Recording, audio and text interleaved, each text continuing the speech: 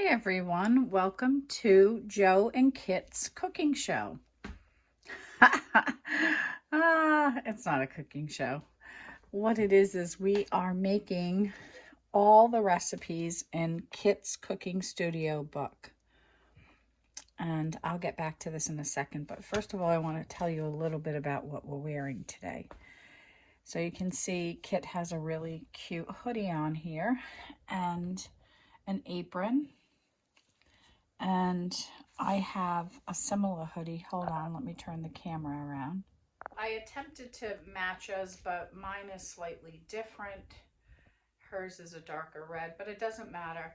I wanted to just let you know that, number one, we're wearing matching outfits. Look, moccasins and leggings and moccasins. And also, I'm going to put a link to this sweatshirt that I purchased on Amazon in case you want to purchase it.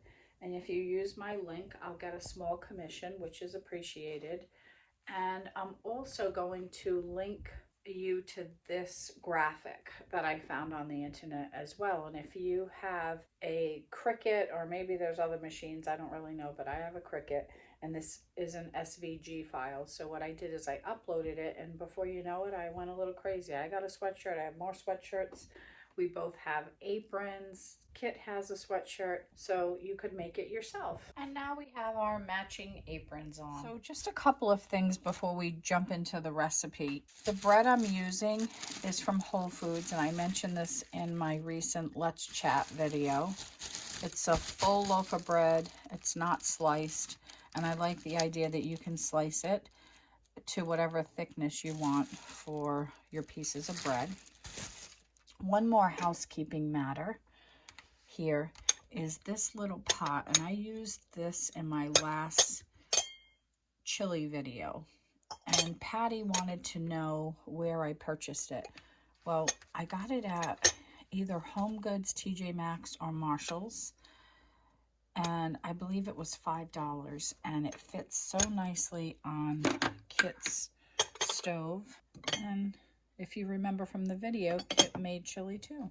Okay, we are ready to take a look at the recipe, and then I'm going to gather my ingredients. As you might remember, this is the Kit's Cooking Studio series that I'm doing, and I'm going to make every recipe in her cookbook.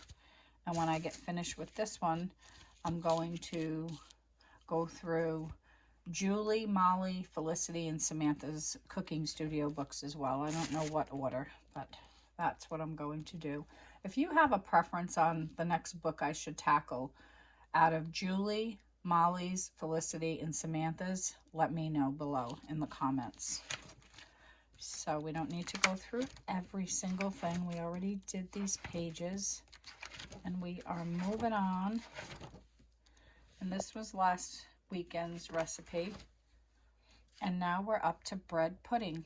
You know, one thing I forgot to do, backing up, was to read this page to all of you. So let me do that right now, if you don't mind, since I didn't read it either. For most penny-pinching Americans, dinner during the Depression was a simple meal made with basic ingredients. Main dishes were often made with small amounts of meat, and many cooks used inexpensive cuts of beef or pork. Some families could afford to buy meat only once a week. They made the meat stretch by adding staples like potatoes, noodles, and vegetables. Magazines and newspapers printed money-saving recipes, but many cooks made up their own dishes by combining whatever they had on hand. Some of the casseroles and concoctions became family favorites. Today, many people who lived through the Depression still make the meals their mothers and grandmothers cooked. Women worked hard to make food tasty, attractive, and nutritious. Mother took great pains not to serve the same meal twice in a week. If she had leftover roast and potatoes from Sunday's dinner, she made roast beef hash for Monday's meal. Extra noodles meant Kit's favorite, baked macaroni and cheese. Clever cooks were also careful not to waste anything. Juice from a can of fruit could be thickened, made into a sauce, and served on leftover biscuits for dessert. Stale bread wasn't good for sandwiches, but it made wonderful warm sweet pudding. Like many families,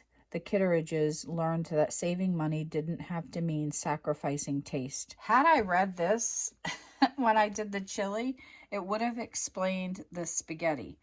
And I know that one of my subscribers mentioned that that was part of the way you would stretch food, and her family did it. So now it all makes sense.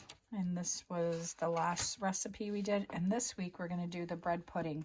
Let's look through the recipe and see what we need. This serves 6. I think I'm going to cut the recipe in half. The ingredients are softened butter, 7 thick slices of white bread, 3 eggs, 4 cups of milk, a half cup of sugar, a 1/4 teaspoon of salt, half cup of raisins, 1 teaspoon of vanilla, a half a teaspoon of cinnamon, and cream. And here's the equipment we're going to need. A baking dish with lid or cover with aluminum foil, butter knife, mixing bowl, fork, measuring cups and spoons, wooden spoon, and pot holders. And this is what it's supposed to look like when we're done. And then we'll go through the directions in detail when we start cooking. But let me give you a quick overview in case you're interested. And check these pictures out. So here, the picture, what it represents, it says bread lines and milk lines. Bread was inexpensive, healthful, and filling. So soup kitchens gave out loaves to people in need. Some places also provided milk for children. These girls are carrying their free milk back home in buckets.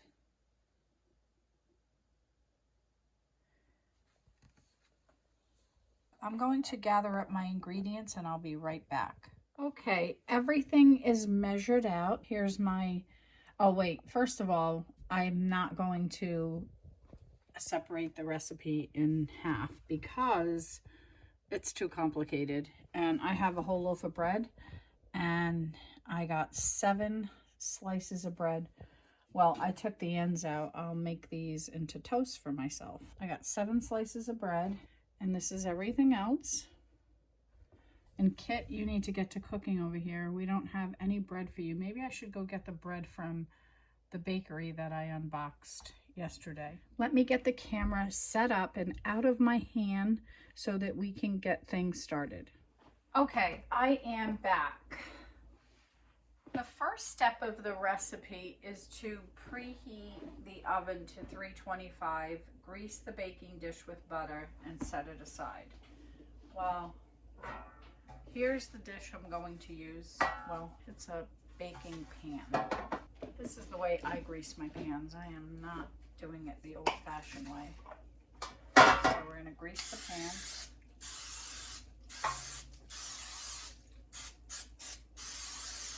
There we go. Step 1 is done. Step 2, spread butter thickly on each bread slice. Cut the slices in half and then line the bottom and sides of the baking dish with the bread, buttered side up. Set any remaining slices aside. Now I've softened my butter. Spread butter thickly on each bread slice. That's what we're going to do.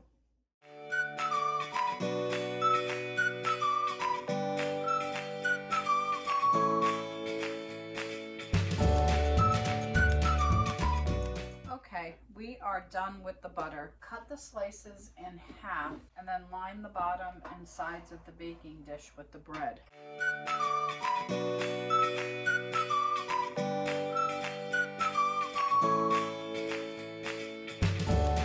Let's crack the eggs. Okay, we have the eggs already, and put them in the mixing bowl. Here is my mixing bowl. 3 eggs. And we are going to get the whisk out. Here's our handy dandy whisk. I have an idea, hold on. Kit has to make some bread pudding. So I'm gonna use these slices in her little pan, but let's put some ham in there first. I'm just gonna break this and stick it into her little pan here.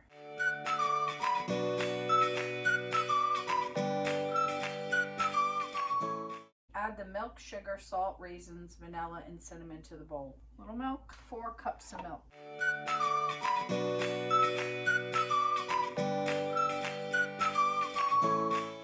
Sugar.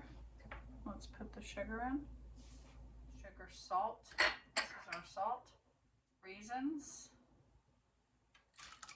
vanilla, and our cinnamon. Mix well. Okay, let's get to mixing.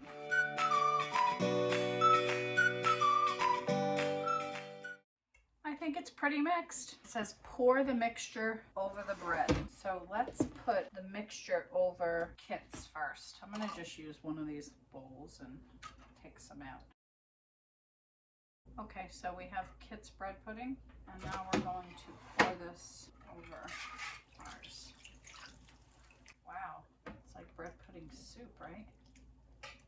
Oops, the raisins, spread them around. Now what does it say? Place any remaining bread slice on top, buttered side up, and press them down so that they are covered with the liquid. Let the bread pudding soak for 10 minutes. Okay, so we have some more slices here. Oh boy, I think this is going to be delicious. I made bread pudding this week. Oops, I'm not following directions here. And I used a recipe I found on the internet, and I took it to work for my staff, and they absolutely loved it. I loved it. It was honestly the first time I ever made bread pudding in my life. So thank you, American Girl Cooking Studio Cookbooks, for helping me expand my cooking repertoire, because I have never made bread pudding. And I made it for the first time, and God, I was so brave to bring it into my staff, but of course I tasted it before I brought it in. And everybody loved it. I know I already said that. It was so good. Okay, so now we're going to let this sit for 10 minutes. Now that we have everything pushed down, I am going to set a 10-minute timer. Alexa, set a 10-minute timer. 10 minutes, starting now. Okay, while we're waiting for our 10-minute timer, I thought it would be a good idea to do some table talkers, because we've done so many of them already. This is the table talkers we already did, and this is what's left. So I'm just going to grab from the top. Also, the other thing in our recipe is cream, and this is heavy cream. So you can probably get light cream if you want, if you're worried about your calories, but if you're eating this, I don't know how calories would even factor into everything and matter. So why not just get the heavy cream, forget the light cream. Okay, let's do our table talkers. Here's our card. When you get older, do you want to live in the same city or town you live in now? If not, where would you live? Remember, these cards are geared for children, but they work for adults too. And I could definitely answer this question. If you want to participate and share your answer with me, put it in the comments below. Well, the first thing is I'm already older. Definitely not living here. I'm not staying in New York. I am moving to a warm climate. I don't know where that is. North Carolina, South Carolina, Florida. I have no damn idea, but it's not here at all. It's not going to be here. So what about you? Next one. Are you a dog person, or do you prefer cats, and why? Well, I am a cat and dog and horse person. I know it didn't ask me if I care about horses, but I'm an every animal person except for reptiles. I do not like reptiles. No iguanas, no snakes, no nothing, and no rodents either. So yes, I have had cats and dogs my entire life, and now I have 4 cats, Willow, Chicky, and these 2 cats are sisters, and I've had them for 10 years. And then we have Rosie, she's a Maine Coon, Ginger, and we have Milo, and I think you've met Milo, and if you didn't, he makes appearances in my videos, and he was in my last My Life as Bakery unboxing video, and he also has a TikTok, by the way. If you're interested in checking out his TikTok, let me know, leave a comment below, and I will include the link there for you.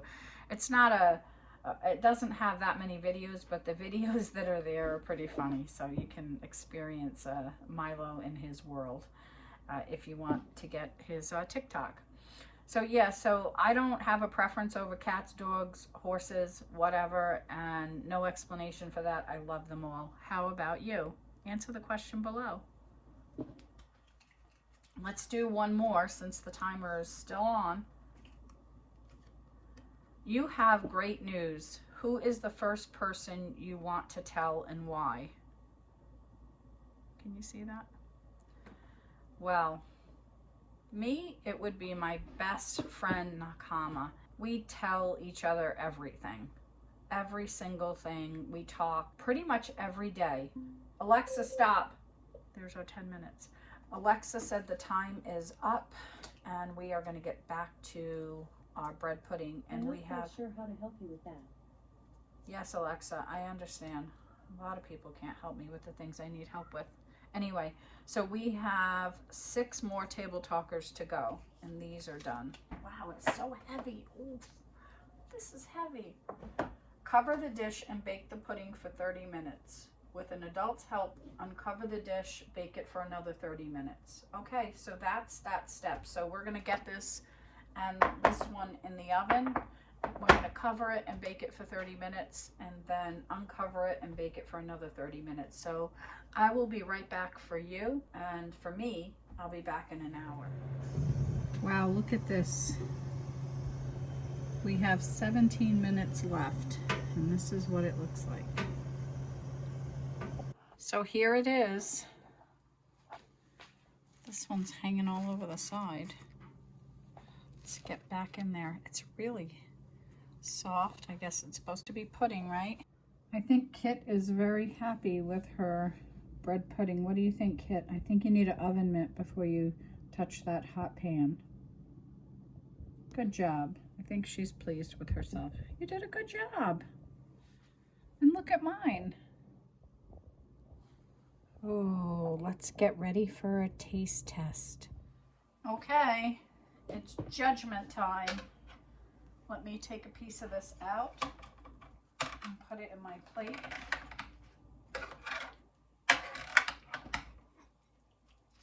And I'm going to share some with my neighbors, as I usually do. Ooh. Let's move this aside since it's cooled off. And this is our cream. So I'm going to pour a little bit of this on top of it. I guess that's how it goes. And let's see. Here it is. All right, it's good, but I'll be honest with you, the bread pudding I made the other day, that other recipe was definitely much better. It had more sweetness and it had nutmeg in it and other ingredients, but this one is good. Let's do another one. And then I'll rate it on a scale of 1 to 10, 10 being the best. Maybe I need to try a piece with the raisins. Here we go. Much better with the raisins. It is good, but I'm a little spoiled because I made a really amazing one the other day. And this is a little plain compared to the one I made. So I'm going to say it is a 8 on a scale of 1 to 10. That's how I'm gonna rank it.